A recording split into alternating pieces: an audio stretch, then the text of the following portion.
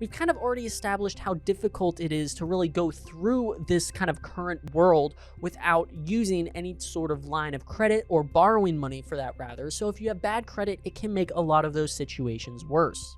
Overall, you can find yourself owing a lot more money when it comes to the same type of loan that, say, somebody else has maybe just a better credit score, and you're going to be losing a lot more money over a set period of time when it comes to those higher interest rates.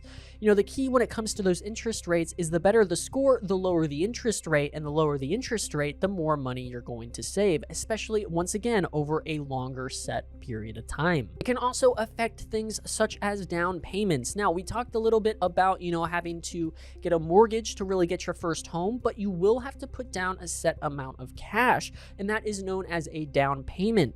Now, having good credit can actually affect that amount of cash you initially have to put down. You'll, in a lot of cases, put down less money as your down payment if they believe you have a higher credit score, kind of judging your credit worthiness that way.